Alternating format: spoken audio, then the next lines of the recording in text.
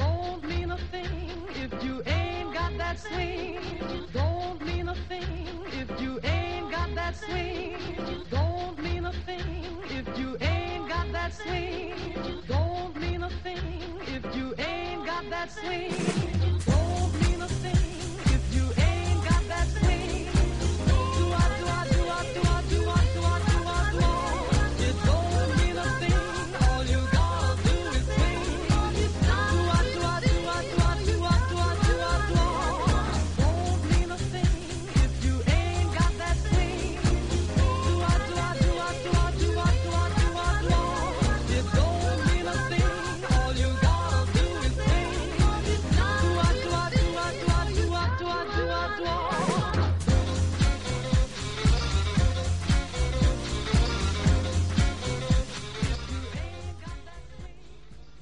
Δημοτικό ραδιόφωνο Θεσσαλονίκης FM 100,6. Ακούς τη φωνή σου.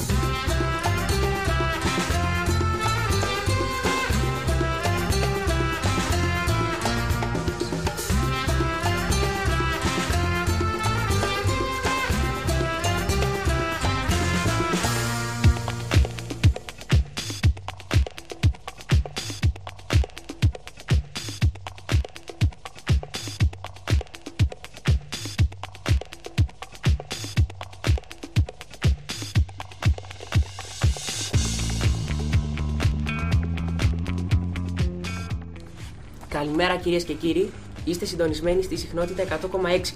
Σας καλωσορίζουμε στην εκπομπή «Οι εφευρέσεις που άλλαξαν την καθημερινότητά μας» από τις μαθητές της Β' Γυμνασίου του Ελληνικού Κολεγίου Θεσσαλονίκης. Σήμερα θα σας κρατήσουμε μία ώρα παρέα, ο Δημήτρης Γρηγορούδης και η Βασιλεία Κρετσόβαλη. Σε αυτή την εκπομπή θα ασχοληθούμε με τις σπουδαιότερες εφευρέσεις που άλλαξαν την καθημερινή μας ζωή. Τι σημαίνει αυτό?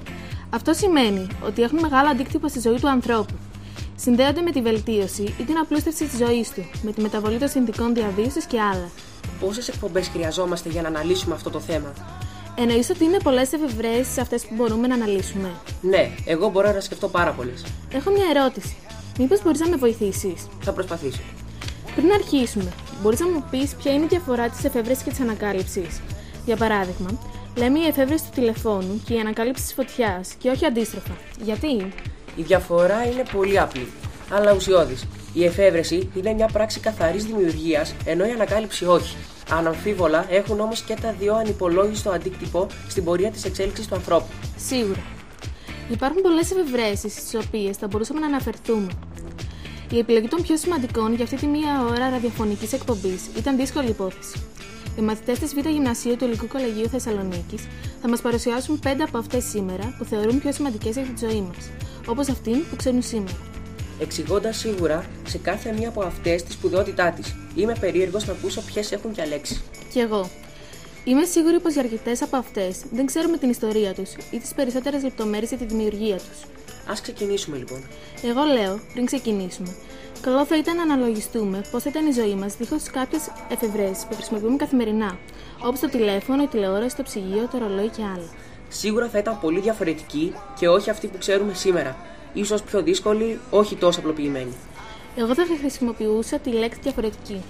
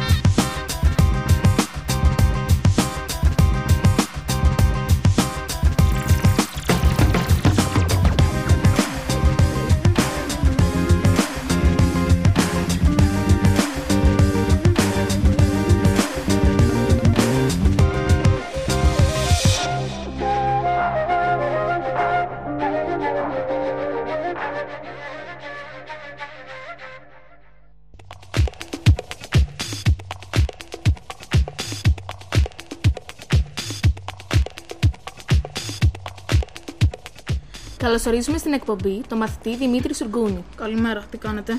Πολύ καλά είμαστε, εσύ? Κι εγώ καλά είμαι. Λοιπόν, ήμασταν ανυπόμονοι να σε ακούσουμε. Για ποια σημαντική εφεύρεση θα μας μιλήσεις? Για τον ηλεκτρικό λαμπτήρα. Υποστηρίζοντας τη σπουδαιότητά του? Φυσικά. Από ποιον εφευρέθηκε ο ηλεκτρικός λαμπτήρας?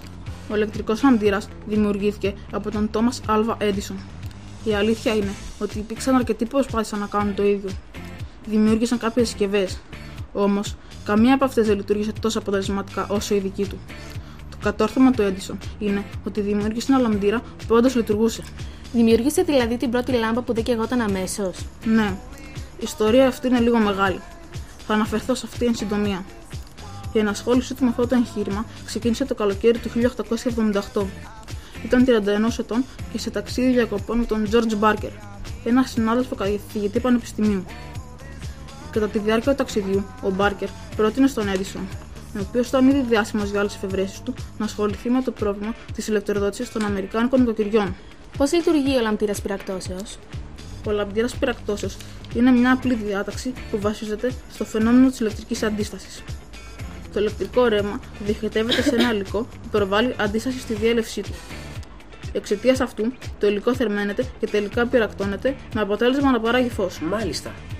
Ο Έντισον γνώριζε ότι έπρεπε να δημιουργήσει ένα καλύτερο νήμα, το οποίο για να είναι πρακτικό και να χρειάζεται ελάχιστη ποσότητα ρεύματος έπρεπε να είναι λεπτό. Στο πλαίσιο της αναζήτησης του τέλειου νήματος, ο Έντισον και οι συνεργάτες του δοκίμασαν πλήθος δειγμάτων για να καταλήξουν τελικά στη χρήση πλατίνας, η οποία έχει εξαιρετικά υψηλό σημείο τύξης, 1755 βαθμούς Κελσίου. Το σύστημα του ηλεκτρικού λαμπτήρα με το πλατινένιο νήμα άντεξε περίπου 10 λεπτά πριν του λιώσει. Αυτή η λύση δεν ήταν πρακτική, αφού είναι ένα σπάνιο και ακριβό μέταλλο. Έτσι, η ομάδα δοκίμασε άλλα υλικά και προσπάθησε να βελτιώσει τις συνθήκες καινού στο εσωτερικό του γλόμπου. Μετά από τη δοκιμασία πολλών υλικών, σε ποιο υλικό κατέληξε τελικά? Στον άνθρακα. Ο άνθρακας διαθέτει ένα σπάνιο πλεονέκτημα. Έχει σημείο τύξης 3.500 βαθμούς Κελσίου.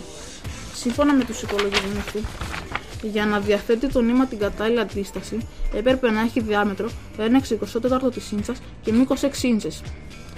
Για να το κατασκευάσει, αφαίρεσε θάλα από τις λάμπες γκαζιού και την ανέμειξε με πίσα, για να της δώσει μορφή νήματος. Οι δοκιμές που έκανε με αυτό το υλικό κατέδειξαν ότι το νήμα έχει αντοχή 1 έως 2 ώρες πρωτού καταστραφεί. Ήταν όμως αυτή η διάρκεια αντοχής του υλικού ικανοποιητική? Όχι. Γι' αυτό το λόγο χρησιμοποίησε μια κοινή βαμβακερή κλωστή, η οποία μετασχηματίστηκε σε άνθρακα όταν την έψησε σε ένα πύλινο χωνευτήρι. Επειδή το νήμα ήταν λεπτό, ορισμένα τεμάχια έσπασαν κατά την τοποθέτησή τους μέσα στο δοκιμαστικό λαμπτήρα. Στο τέλος όμως, η ομάδα κατόρθωσε να το συνδέσει, να το εγκλείσει μέσα στη γυάλινη σφαίρα, να αφαιρέσει το οξυγόνο και να διοχετεύσει το ηλεκτρικό ρεύμα. Ο Έντισον άρχισε να αυξάνει σταδιακά τη ροή του ρεύματος, επιτυχάνοντας την αντίστοιχη αύξηση της λάμπης, ώσπου τελικά το νήμα έσπασε. Είχε αντέξει όμως 13,5 ώρες. Ο ασθενικός αυτός λαμπτήρας σηματοδότησε την έλευση της εποχής του ηλεκτρισμού. Πόσο χρονικό διάστημα διήρκησε η τελειοποίηση αυτής της διαδικασίας? Του πήρε μόλις 3 χρόνια για να επινοήσει και να εγκαταστήσει το ηλεκτρικό σύστημα που θα καθιστούσε πρακτικό τον ηλεκτροφωτισμό.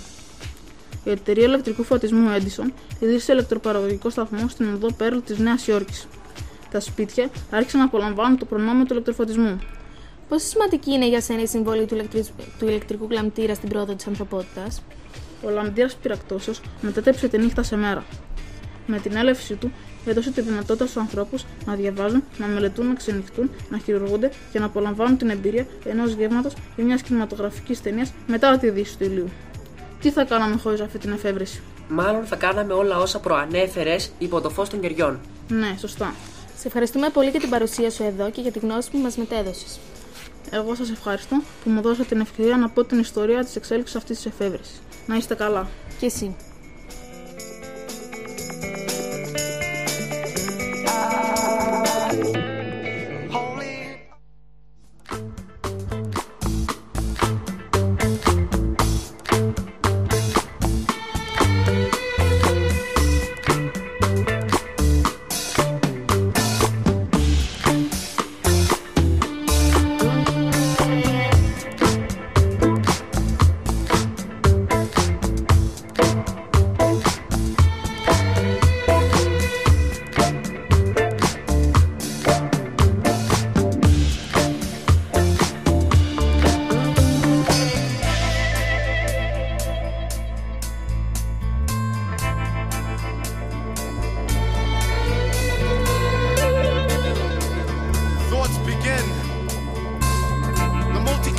set, my mind is fried.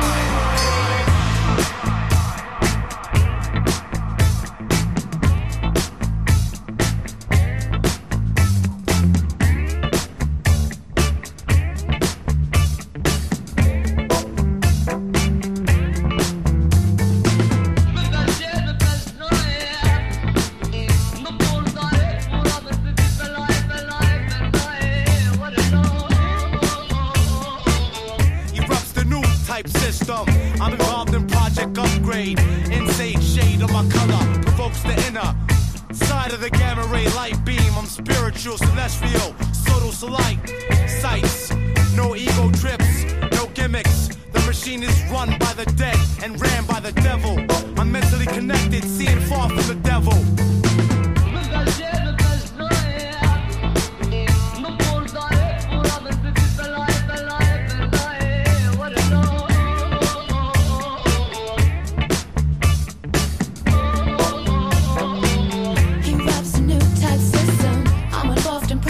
Upgrade, insane shade on my cover provokes the inner side of a ghetto red light. Being unspiritual, celestial, source or light sights. No ego trips, no gimmicks. The machine is run by the dead and ran by the devil.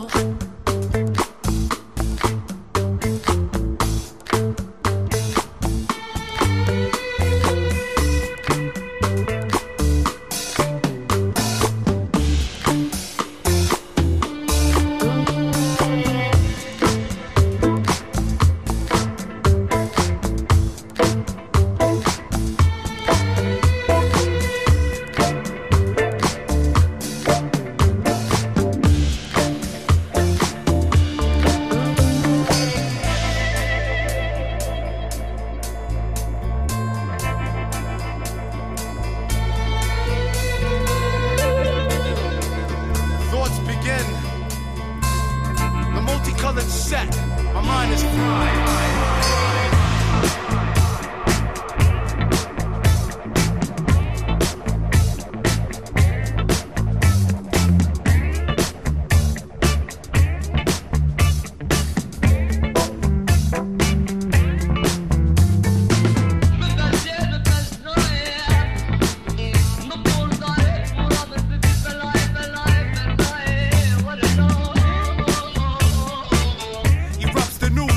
System. I'm involved in Project Upgrade. Insane shade of my color provokes the inner side of the gamma ray light beam. I'm spiritual, celestial, subtle, so light sights. No ego trips, no gimmicks. The machine is run by the dead and ran by the devil. I'm mentally connected, seeing far from the devil.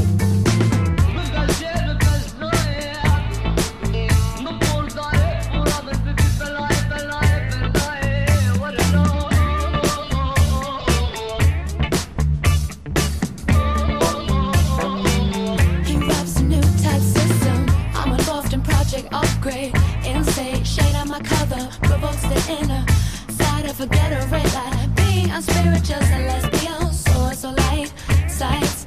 No ego trips, no gimmicks. The machine is run by the dead and run by the devil.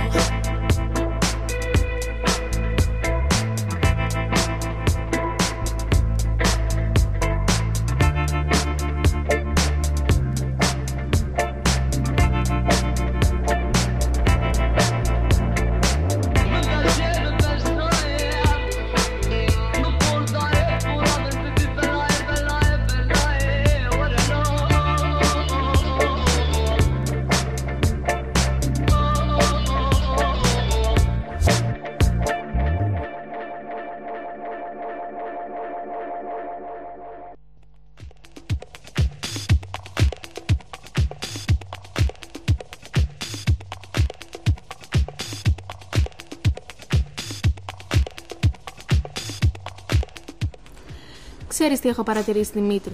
Ότι πολλοί νέοι άνθρωποι, όπως και εγώ, έχουμε κάποιο είδος εξάρτησης από το κινητό μας τηλέφωνο. Δηλαδή, αν χαλάσει μια μέρα το κινητό μας τηλέφωνο και το δώσουμε για επισκευή, μέχρι να μας το επιστρέψουν, θεωρούμε ότι από πλευράς επικοινωνίας μας έχουν κλείσει μέσα σε μια σπηλιά και δεν μπορούμε να επικοινωνήσουμε με κανέναν. Έτσι νομίζω. Δεν θα έπρεπε βέβαια. Αλήθεια, μιας και το αναφέραμε. Ποια είναι η ιστορία της εφεύρεσης του τηλεφώνου, του σταθερού τηλεφώνου εννοώ? Αυτή την ιστορία θα μας την πει η μαθήτρια Ευαγγελία Μασλίδου. Αυτό θα προσπαθήσω να κάνω. Καλημέρα και στους δυο σας. Καλημέρα. Για πες μας, είσαι και εσύ εξαρτημένη από το κινητό σου τηλέφωνο? Προσπαθώ να μην είμαι. Νομίζω ότι τα καταφέρνω. Ωραία. Πες μας, σε παρακαλώ, από ποιον και πότε εφευρέθηκε το τηλέφωνο, πώς προέκυψε η εφεύρεσή του? Ο Αλέξανδρος Γκράχαμ Μπέλ έχει πιστωθεί την εφεύρεση του τηλεφώνου. Τι εννοείς με τη φράση «έχει πιστωθεί»? Στις 10 Μαρτίου του 1876, χρησιμοποιώντας ο Μπέλ μια καινούργια συσκευή δικής του επινόησης, διατύπωσε την ακόλουθη περίφημη φράση στο βοηθό του: «Κύριε Βάτσον, ελάτε εδώ, επιθυμώ να σας δω». Δεν ήταν ωστόσο το μοναδικό άτομο που εξερευνούσε τις δυνατότητες του μηχανισμού που σήμερα αποκαλούμε τηλέφωνο. Του δόθηκαν τα εύσημα της εφεύρεσης επειδή πρόλαβε να την κατοχυρώσει με διαφορά μόλις μερικών ωρών από άλλους ερευνητές, οι οποίοι είχαν πετύχει ό,τι και εκείνος. Αλήθεια? Ναι. Για παράδειγμα, ο Ελίσσα Γκρέι υπέβαλε αίτηση για την κατοχύρωση της ευρεσιτεχνίας του τηλεφώνου λίγες ώρες μετά τον Μπέλ. Αν το είχε κάνει λίγο νωρίτερα, τότε σήμερα θα μιλούσαμε για τα δικά του επιτεύγματα. Πόσο σημασία έχει η επιλογή της κατάλληλης στιγμής? Πώς εξελίσσεται η ιστορία του τηλεφώνου? Ο Μπέλ χρησιμοποίησε ευρήματα από την αναγγελία εφεύρεσης του Γκρέι για να κατασκευάσει μια λειτουργιακή τηλεφωνική συσκευή 3 εβδομάδες μετά την υποβολή της αίτησής του για την κατοχύρωση της ευρεσιτεχνίας.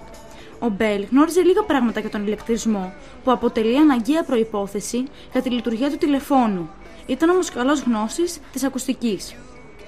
Σύμφωνα με κάποιους ιστορικούς, η πρώτη αναφορά στο τηλέφωνο έγινε από τον συγγραφέα Francis Bacon το 1627 στο βιβλίο του Νέα Ουτοπία. Σε αυτό γίνεται λόγος για ένα μακρύ ομιλούντα σωλήνα, ο οποίος υπήρχε στη σφαίρα της φαντασίας του συγγραφέα. Το τηλέφωνο δεν λειτουργεί δίχως ηλεκτρισμό. Πότε έγινε το επόμενο βήμα από τη φαντασία στην υλοποίηση του τηλεφώνου? Το 1820, ο Δανός φυσικός Κρίστιαν Έρστεντ διεξήγαγε ένα διάσημο πείραμα στο αμφιθέατρο του Πανεπιστημίου της Κοπενχάγης, τοποθετώντας μία πηξίδα κάτω από ένα ηλεκτρικά φορτισμένο σύρμα. Αυτό είχε ως αποτέλεσμα να στραφεί η βελόνα προς τον νότο, θαρρύσια την προσέλκυε ένας τεράστιος μαγνήτης. Ήταν μια εκπληκτική ανακάλυψη. Το ηλεκτρικό ρεύμα δημιουργεί μαγνητικό πεδίο. Το 1821, ο φυσικός Μάικλ Φάραντεϊ αντέστρεψε το πείραμα του Έρστεντ και ανακάλυψε την ηλεκτρική απαγωγή. Κατάφερε να δημιουργήσει ροή ασθενικού ηλεκτρικού ρεύματος σε ένα σύρμα που περιστρεφόταν γύρω από ένα σταθερό μαγνήτη. Με άλλα λόγια, το μαγνητικό πεδίο προκάλεσε ροή ηλεκτρικού ρεύματος στο παράπλευρο σύρμα. Η διαπίστωση ήταν εκπληκτική. Τώρα πλέον μπορούσε να μετατραπεί η μηχανική ενέργεια σε ηλεκτρική και αυτή η εξέλιξη οδήγησε στην υλοποίηση της τελικής συσκευής του τηλεφώνου, όπως αυτό που ξέρουμε σήμερα. Πώς ήταν άραγε το πρώτο τηλέφωνο? Έμοιαζε με τα τηλέφωνα που ξέρουμε σήμερα? Όχι και τόσο. Το αρχικό τηλέφωνο ήταν μια πρόχειρη συσκευή αποτελούμενη από ξύλινη βάση, μια χωάνη, ένα δοχείο με οξύ και λίγο χάλκινο σύρμα. Ο μηχανισμός λειτουργίας του έχει παραμείνει σχεδόν αμετάβλητος μέχρι σήμερα. Νομίζω ότι το τηλέφωνο έχει αλλάξει ριζικά τη ροή της ανθρωπότητας. Σίγουρα έχει ιστορική σημασία για τις επικοινωνίες και τις τηλεπικοινωνίες. Είναι ο πρόγονος του κινητού τηλεφώνου. Δίχως αυτό, ίσως οι επικοινωνίες να μην ήταν αυτό που είναι σήμερα.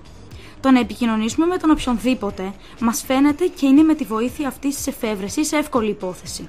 Σε ευχαριστούμε πολύ. Εγώ βρήκα πολύ ενδιαφέρουσα την ιστορία που μας είπες σήμερα. Χαίρομαι που σας άρεσε. Σας εύχομαι καλή συνέχεια. Και σε σένα. Καλό υπόλοιπο μέρας.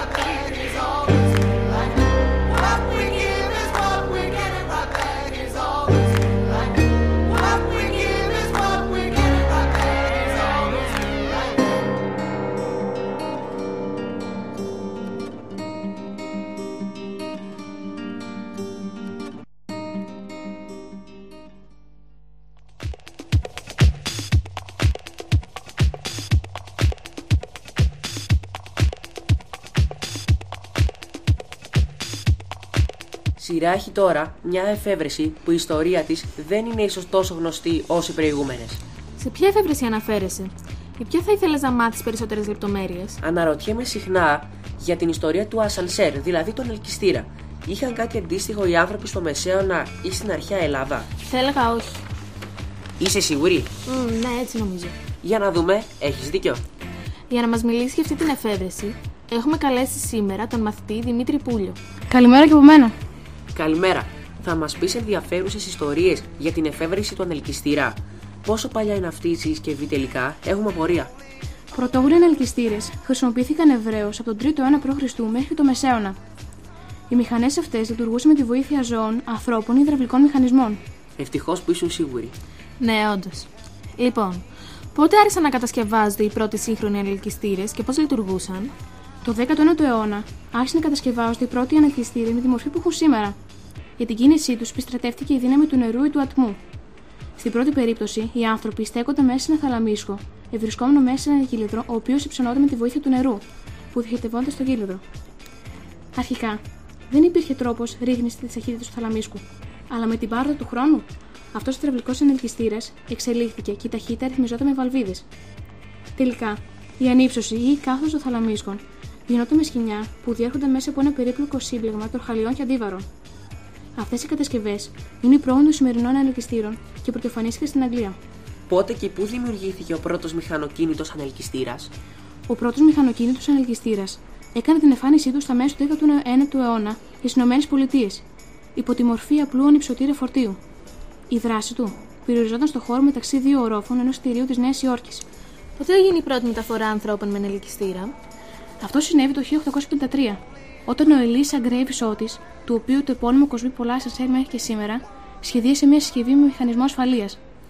Σε περίπτωση βλάβης του συστήματος ανύψωσης και απελευθέρωσης του θαλαμίσκου, αυτός κινητοποιούταν αυτόματα, προτού συντριβεί στον πυθμένο του φρεατίου. Ο πρώτος τέτοιος ανελκυστήρας εγκαταστάθηκε στο πολυκατάστημα Hugh Vow της Νέας Υόρκης και ήταν ατμοκίνητος. Το 1867, ο Λεόν Εντού επινόησε και κατασκεύασε ανελκυστήρες κινούμενους με υδραυλική ενέργεια.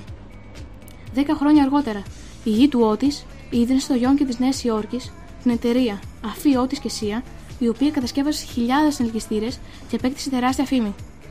Το 1873 λειτουργούσαν σε εμπορικά κτίρια σε όλη την επικράτεια των ΗΠΑ πάνω από 2.000 προϊόντα της επιχείρησης. Πότε υλοποιήθηκε ο πρώτος ηλεκτρικός ανελκυστήρας? Χρειάστηκε να περάσουν 11 χρόνια ακόμη. Το κατασκεύασε ο Φρανκ Σπάρκ το 1884 και τον εγκατέστησε σε μια μονάδα επεξεργασίας βάμβακα στο Λόρενς, Μασαχουσέτης. Στο ίδιο πρόσωπο αποδίδεται και η επινόηση του κουμπιού ελέγχου. Πότε τέθηκε ο ηλεκτρικός ανελκυστήρας σε μαζική παραγωγή και τοποθέτηση σε κτίρια? Το 1889, ο νέος ηλεκτρικός ανελκυστήρας έδωσε τη δυνατότητα οικοδόμησης ψηλότερων κτιρίων. Επηρέασε δηλαδή εκείνη την εποχή και τον κατασκευαστικό τομέα. Ναι. Το 1903, η πρόοδος της τεχνολογίας απέφερε τον ηλεκτρικό ανελκυστήρα χωρίς οδοντούς τροχούς. Αυτός ο καινοτόμος σχεδιασμός ήταν κατάλληλος για κτίρια που ξεπερνούν στους 100 ορόφους. Πολύ ενδιαφέρον. Αργότερα, οι κινητήρες πολλαπλών ταχυτήτων αντικατέστησαν τα πρωτότυπα μοτέρ μιας ταχύτητας, έτσι ώστε να γίνεται πιο εύκολη η κινητοποίηση του θαλάμου του ασανσέρ και πιο ομαλή συνολική λειτουργία του συστήματος. Μάλιστα. Πώς είναι εξοπλισμένα σήμερα τα ασανσέρ τελευταίας γενιάς, αν γνωρίζεις? Σήμερα, τα ασανσέρ εξοπλίζονται με εξαρτήματα υψηλής τεχνολογίας, όπως φιλτρολόγια στη θέση κουμπιών, διακόπτες και ρυθμιστές σχεδιασμένους για το διαρκή έλεγχο της ταχύτητας. Στη μεγάλη τους πλειονότητα, μάλιστα, οι ανελκυστήρες λειτουργούν αυτόματα. Πολλοί δε είναι εξοπλισμένοι με ηλεκτρονικούς υπολογιστές. Πόσο σπουδαία θεωρείς αυτή τη συσκευή για την καθημερινή μας ζωή? Χάρη στους σύγχρονους ανελκυστήρες, μπορούν σήμερα οι άνθρωποι να ζουν και να εργάζονται σε πολυόροφα κτίρια. Μεγαλοπόλεις αλλά και μικρές πόλεις εξαρτώνται άμεσα από αυτές τις συσκευές. Σε ευχαριστούμε πολύ για τις τόσο χρήσιμες πληροφορίες. Εγώ σε ευχαριστώ. Όσο προχωράμε με την εκπομπή, έχω να παρατηρήσω ότι τις περισσότερες ιστορίες που ακούμε δεν τις γνωρίζω. Τουλάχιστον όχι με τόσο μεγάλη λεπτομέρεια. Εγώ όμως τις ξέρω. Αλήθεια? Ναι, εννοείται, με αμφισβητείς.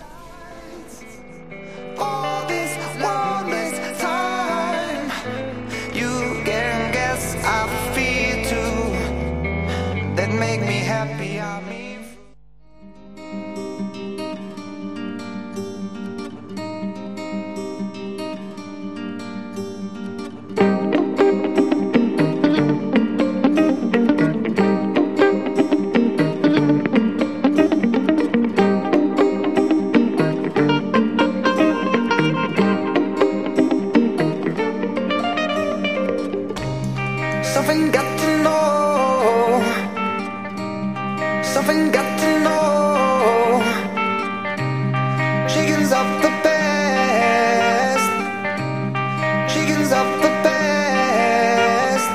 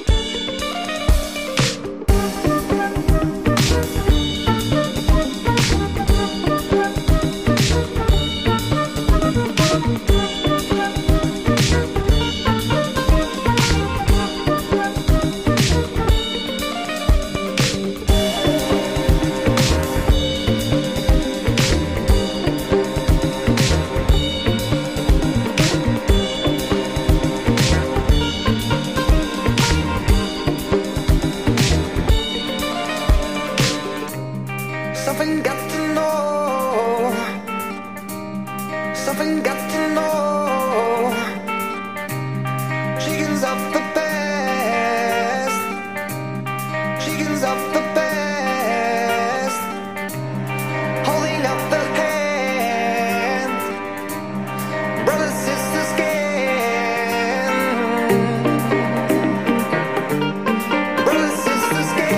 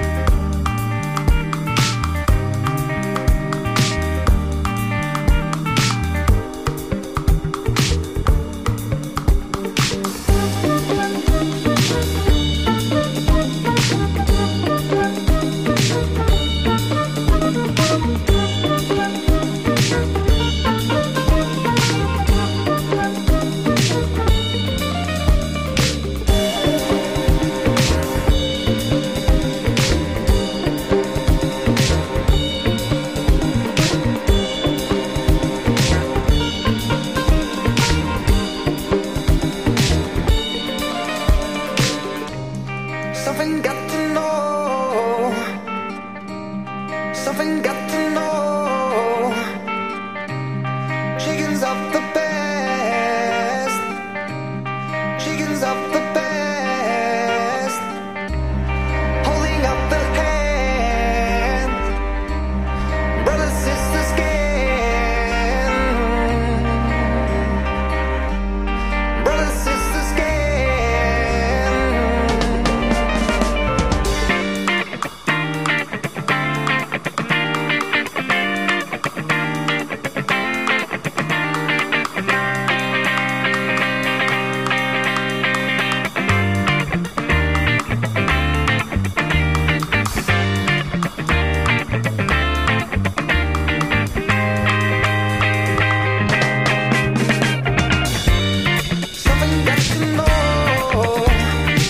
Something got to know. Something got to know. Chickens of the best. Chickens of the best. Holding up the hand. Brothers, sisters, can. Brothers, sisters, can.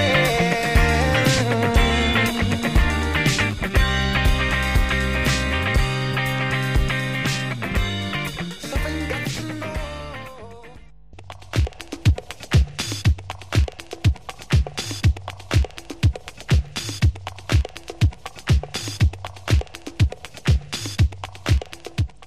Αναρωτιέμαι τώρα που έχουμε μιλήσει για κάποιες εφευρέσεις. Ποια να είναι η ιστορία της εφεύρεσης του ψυγείου? Αναρωτιέσαι ποια ήταν η πορεία της εξέλιξης του ψυγείου? Ναι. Γι' αυτόν τον λόγο, καλωσορίζουμε στη σημερινή μας εκπομπή ακόμα μία μαθήτρια, την Αναστασία Αλμανίδου. Καλώς σας βρήκα. Περνάτε καλά εδώ, διαπιστώνω. Δεν έχουμε παράπονο. Για να έρθουμε στο θέμα μας. Αλήθεια. Πώς συντηρούσαν οι άνθρωποι στην αρχαιότητα και στο Μεσαίωνα τα τρόφιμά τους? Δεν είχαν πρόβλημα με την υπερβολική ζέστη και τους τυχόν καύσωνες το καλοκαίρι? Είναι γνωστό από βιβλία που έχουν διασωθεί ότι οι εύπορες οικογένειες στη Μεσόγειο, στην αρχαιότητα, διαμόρφωναν υπόγεια σε μεγάλα βάθη και κατόπιν τα κάλυπταν με άχυρο και ξύλο, δημιουργώντας ένα μονοτικό στρώμα. Στη συνέχεια, τοποθετούσαν εκεί μέσα πάγο και χιόνι που έφεραν από τα γύρω βουνά, δημιουργώντας έτσι ψυκτικά κατόγεια, όπου υπήρχε δυνατότητα πολύμηνης συντήρησης των αποθηκευμένων αγαθών. Στο Μεσαίωνα, δοκιμάστηκαν και άλλες τεχνικές, όπως η προσθήκη καλίου ή νητρικού νατρίου στο νερό για μείωση θερμοκρασίας. Αυτή η μέθοδος χρησιμοποιήθηκε τον 17ο αιώνα για την ψήξη του κρασιού. Υπήρχαν δηλαδή έμποροι που πουλούσαν πάγο για αυτά τα ψυκτικά κατόγεια? Ναι, η πώληση πάγου γνώρισε περίοδο άνθησης. Στην Αμερική, για παράδειγμα, οι έμποροι του Βορρά κατασκεύασαν βαριά πλοία με διπλά κήτη για τη μεταφορά πάγου από τον Καναδά στις Νότιες Πολιτείες, τα νησιά της Καραϊβικής και την Νότια Αμερική. Στη διάρκεια του Αμερικανικού εμφυλίου, οι Νότιοι, ως επιτοπλίστων, αναγκάστηκαν να στερηθούν την πολυτέλεια της ψήξης. Κάπου είχα διαβάσει κάτι για τους πολυμήχανους Αιγύπτιους στην αρχαιότητα. Είχαν αναπτύξει μια δική τους τεχνική ψήξης. Όντως, οι αρχαίοι Αιγύπτιοι βρήκαν μια άλλη λύση, εφαρμόζοντας τους νόμους της φύσης. Ανακάλυψαν ότι εάν έβγαζαν ολονυκτής ένα πιάτο με νερό στη δροσερή ατμόσφαιρα της τροπικής υπαίθρου, ο ταχύς ρυθμός εξάτμισης άφηνε ένα στρώμα πάγου στο σκεύος, ακόμη και όταν η θερμοκρασία του αέρα δεν έπεφτε κάτω από το σημείο πήξης του νερού. Επρόκειτο για ένα θαυμαστό τρόπο παραγωγής πάγου που άνοιξε το δρόμο για την ανάπτυξη των σύγχρονων μεθόδων ψήξης. Αλήθεια, πότε εφευρέθηκε η πρώτη μηχανή τεχνητής ψήξης? Ο Αμερικανός εφευρέτης Oliver Evans είναι ο πρώτος που σχεδίασε μια μηχανή τεχνητής ψήξης. Με βάση αυτό το σχέδιο, ο John Gorey, γιατρός από την Φλόριντα, έκανε κάποιες τεχνικές βελτιώσεις. Κατόρθωσε να συμπιέσει αέριο, να το ψήξει μέσω της διέλευσής του από σπήρες και κατόπιν να προκαλέσει εκ νέου διαστολή του, ώστε να το κατακτήσει ακόμη ψυχρότερο. Το 1851 κατοχύρωσε την επινόησή του, εξασφαλίζοντας τον πρώτο τίτλο ευρεσιτεχνίας που αφορούσε μια μηχανή ψήξης. Κατόπιν, ο Γκόρι εγκατέλειψε το ιατρικό επάγγελμα προκειμένου να αναζητήσει επενδυτές για τη δημιουργία ενός εργοστασίου παραγωγής της εφεύρεσής του. Οι προσπάθειές του όμως δεν ευδοκίμησαν. Ο κόσμος δεν ήταν έτοιμος για την εφεύρεσή του. Έτσι φαίνεται. Εκείνη την εποχή άρχισε μια περίοδος σημαντικών βημάτων προόδου για την εφεύρεση του ψυγείου με την παραγωγή εμπορεύσιμων μονάδων ψήξης που κατέστησαν δυνατή τη μακροχρόνια μεταφορά και αποθήκευση ευαίσθητων τροφίμων. Ο Αμερικανός επιχειρηματίας Philip Dunford Armour είδε την εταιρεία του να ευημερεί χάρη στα συστήματα ψήξης που διέθετε. Από τις αποθήκες ψυγείου που είχε εγκαταστήσει στην ανατολική ακτή των Ηνωμένων Πολιτειών, έστελνε μεγάλες ποσότητες κρεάτων ως την άλλη άκρη του Ατλαντικού. Έτσι αναδείχθηκε το Σικάγο σε πρωτεύουσα της βιομηχανίας κρέατος. Πότε βελτιώθηκαν αυτά τα συστήματα ψήξης εκείνης της εποχής, έτσι ώστε να φτάσουμε στα ψυγεία όπως αυτά γνωρίζουμε σήμερα? Το 1859 ο Γάλλος Φέρντιναντ Καρέ βελτίωσε τα υπάρχοντα συστήματα ψήξης χρησιμοποιώντας ταχαίως διαστελόμενη αμμονία αντί για αέρα, ο οποίος περιέχει υδατμούς. Η αμμονία παραμένει σε αέρια κατάσταση σε θερμοκρασία πολύ χαμηλότερη από ό,τι οι υδατμοί και ως εκ τούτου απορροφά περισσότερη θερμότητα. Δυστυχώς η αμμονία περιέχει τοξικές ουσίες και μια σειρά από τραγικά ατυχήματα κατέστησαν επιτακτική την ανάγκη για εξέβρεση ασφαλέστερου ψυκτικού μέσου. Πώς δόθηκε λύση σε αυτό το πρόβλημα? Αυτό έγινε με την επιλογή του φρέον, ενός τεχνητού χημικού προϊόντος που είναι κίνδυνο σε μικρές ποσότητες. Έτσι, ο καταναλωτής δεν έχει πλέον να φοβάται από την παρουσία μονάδων ψήξης στο σπίτι του και το ψυγείο οδηγήθηκε σε μαζική παραγωγή. Μπορείς να μας πεις την άποψή σου για τη σπουδαιότητα του ψυγείου σε εφεύρεση? Το ψυγείο απλοποιεί την καθημερινή μας ζωή με τη δυνατότητα αποθήκευσης τροφίμων στο σπίτι μας. Η έλλειψή του θα ήταν ένα γεγονός που θα δυσκόλευε απίστευτα τη ζωή κάθε ανθρώπου. Σε ευχαριστούμε πολύ για την παρουσία σου εδώ. Εγώ σας ευχαριστώ. Καλή συνέχεια να έχετε. Και εσύ.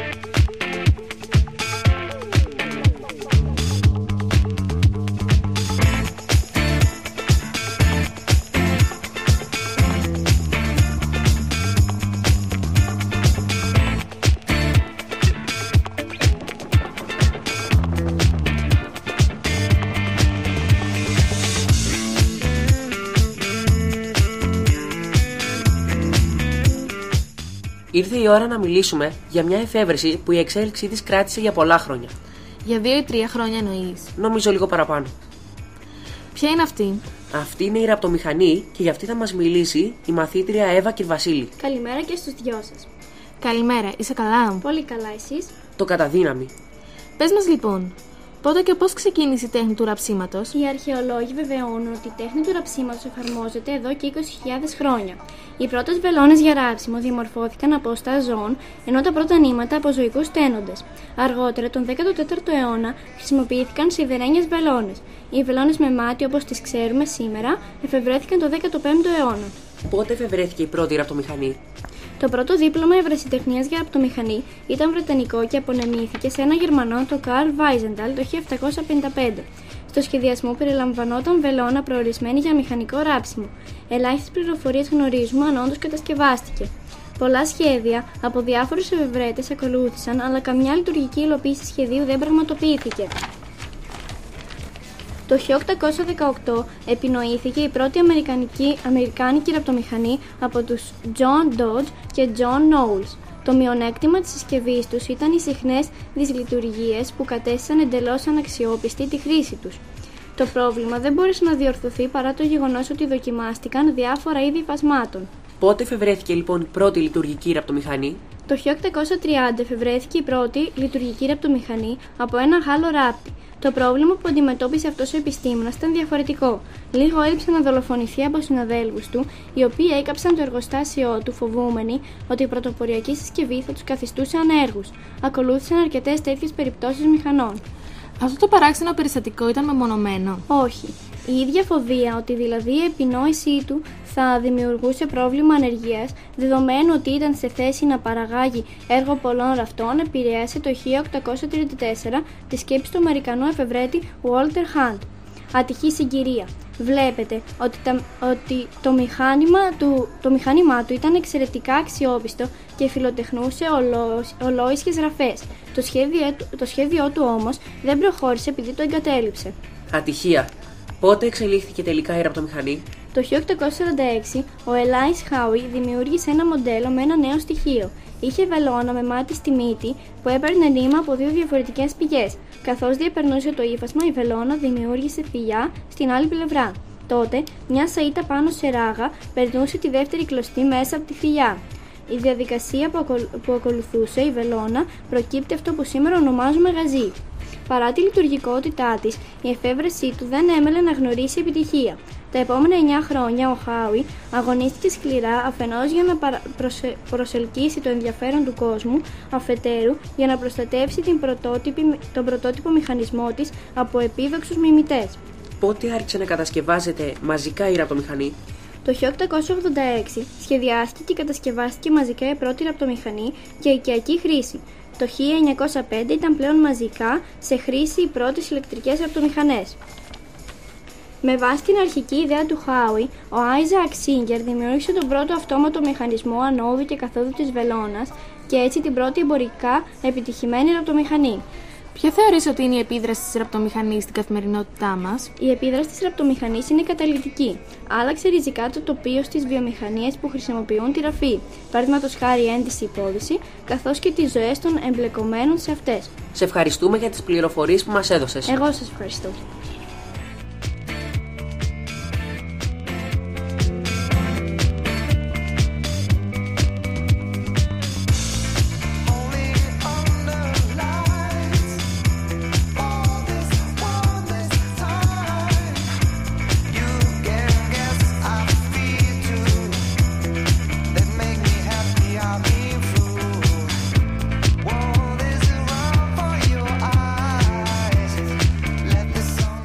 Να σου πω κάτι. Για πες μου.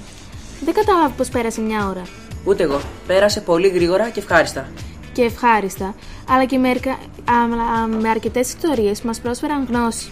Και ίσως αυτές μας διδάσκουν κάτι. Ότι κάποιοι άνθρωποι μόχθησαν πάρα πολύ για να έχουμε εμείς αυτές τις μικρές καθημερινές ανέσεις.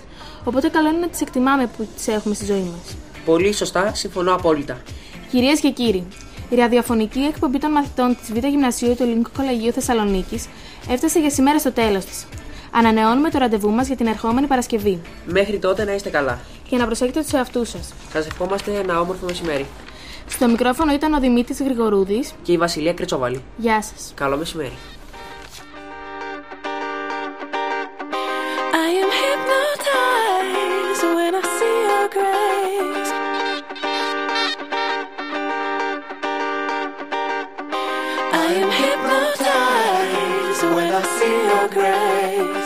But I need to keep the distance.